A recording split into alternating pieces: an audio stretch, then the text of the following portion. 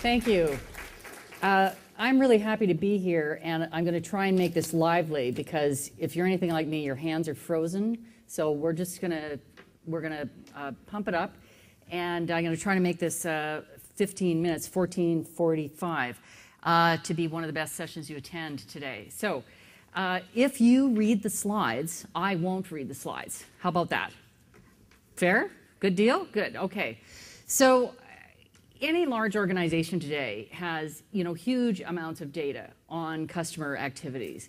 And I work with a lot of service organizations, and they have even more because they have all of the data everybody else has, plus they have transaction level and operational level detail on, the last time you used their ABM machine and what you put in it and how long it took to process and on and on and on.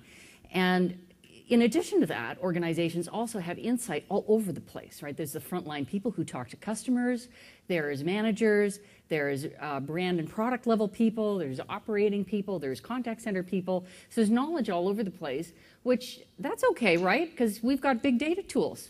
It's fun, right? No problem. We know what's going on, except we don't, I think. What I think happens, at least to my clients, often happens is they are kind of drowning in information.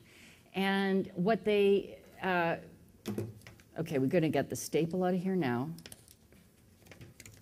So they've got all of this data, but big data is sort of like gravel that, you're looking at this giant pile of stuff that's being moved around and piled up.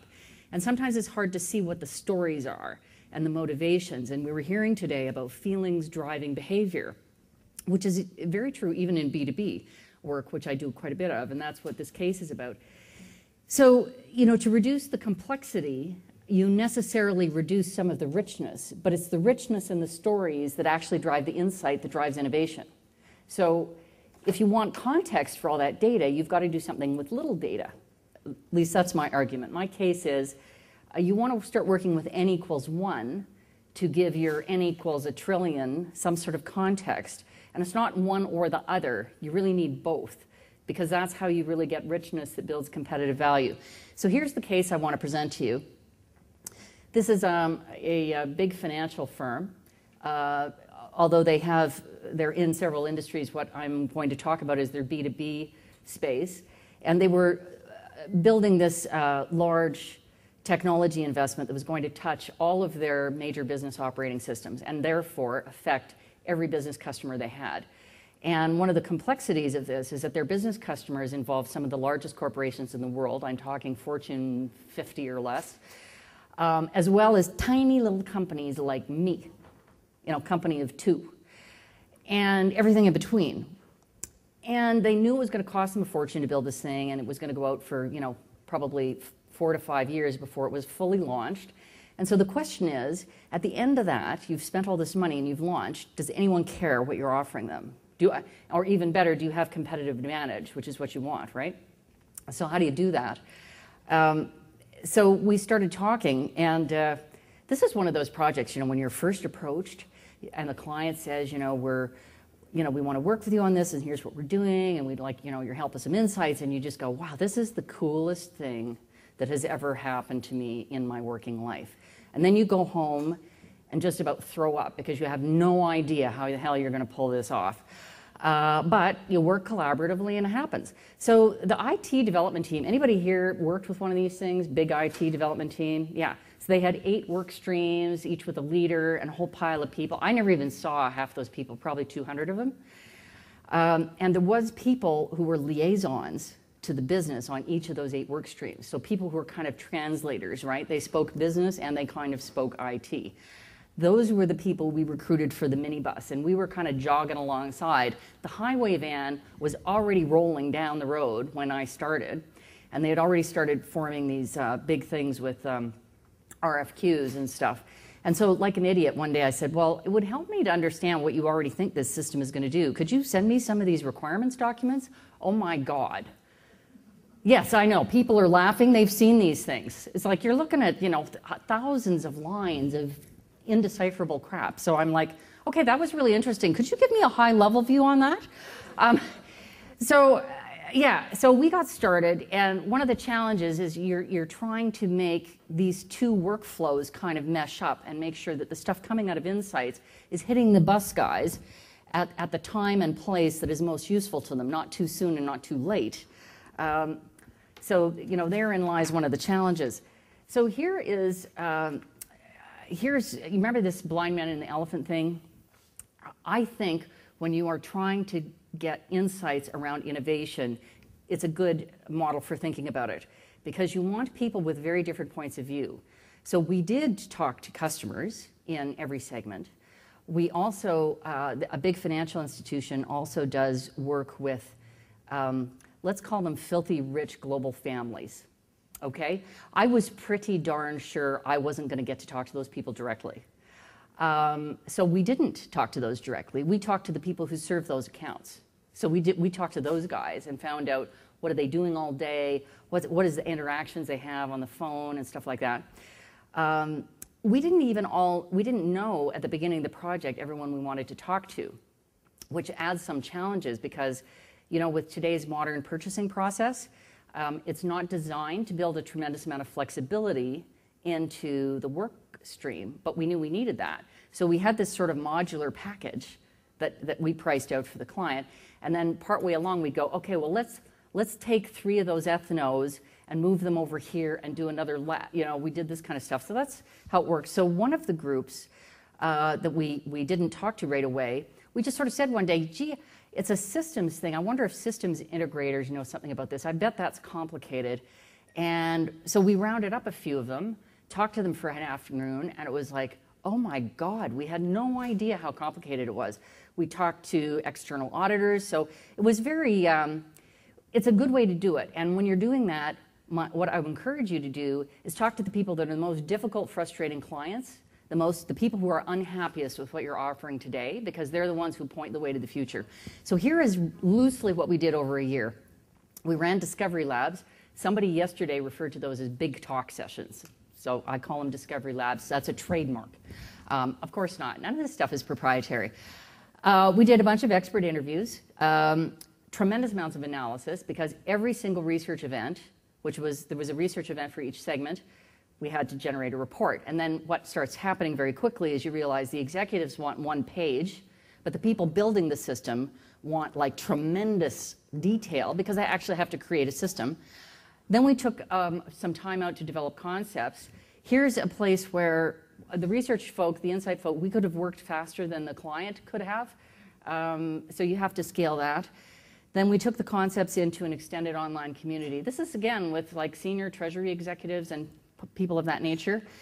Then we took the concepts out to small businesses and half-day ethnographies. You cannot do this without collaboration. I'm telling you, if you're thinking about doing this, your first call is to sit down and talk. It is not to issue an RFP, or it shouldn't be. The discovery labs were I think, I want to spend a little bit more time on them because every client I've used these with loves them. And I would love to tell you this is proprietary to me, but you know, really, any good qualitative researcher you have can do something like this.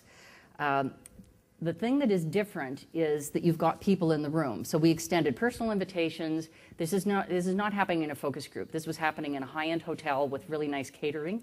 And we had a table with me, a second facilitator, a note taker, 5 of the target group, and 8 or 10 project team members interacting. And this is what it looks like.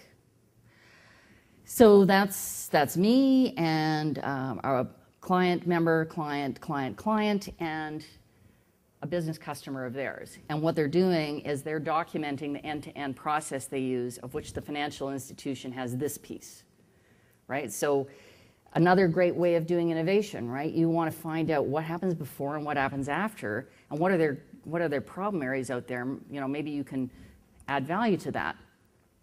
One of the challenges of this is that as the lead researcher, I am not hearing every conversation, and I don't have a permanent record of every conversation. So you have to have debriefs all the time so that you're constantly capturing that learning into a pipeline. It's also useful for non-researchers to consolidate their own learning. So there is some trade-off for me in ease of pulling the learning together, but it's far offset by powerful insights on behalf of the project team who really get it because they've been face-to-face with people. One of the challenges of doing good research is you get way too many ideas, like way too many ideas. Like you've got like 80 concepts you want to test. That's not happening, right? So we told these people when they came into the online community that we would ask them for 2 hours over the course of a month. Well, of course, that's a joke. They gave us like probably 3 times that. But we did have some, we went into some workshops with our team and said, okay, what if we only got 30 minutes instead of 2 hours for some reason? Let's cut this stuff down, get rid of all that kitchen sink stuff, and focus on what we have to know now, what we can't pick up later in the project. So there has to be a lot of back and forth. This is certainly not a set it and forget it kind of a project. One of the learnings, I think, out of this sort of thing is you really have to distill down to stories. Over my years doing qualitative and related consulting, I have rarely found that clients use the still camera thing in the focus group. Like, I've had to watch those a few times. It's painful, let's be real. What we tried with this was so successful. We took into these lab sessions some flip cams, and at the end of the session, so by now the Mr. Treasurer from Big Honking Company, he knows what we're doing, right? And so I said to them, look, you know how these projects go. 2 years from now, nobody will remember a thing about what they learned today. What do you want them to remember? Boom. And we edited that into like 5 minutes, and the clients started playing those at the beginnings of work sessions, and it was just the most powerful thing to have their customers one-on-one. So I think it's the stories that really make a difference and help keep people on track, because I can shovel reports at them, but that's not the same as one good story, one good metaphor. So how I want to sort of wrap this so we have some time to talk is really to say that I think big data and little data have to work together. I think little data can give you just tremendous amounts of insights, even when you're talking to 1 or 2 people. And that helps the people inside the organization say, oh my God, we finally understand why they're doing this, because they're trying to get over here, right? So you bring them together and you can build something great to get over the gap. Thank you very much.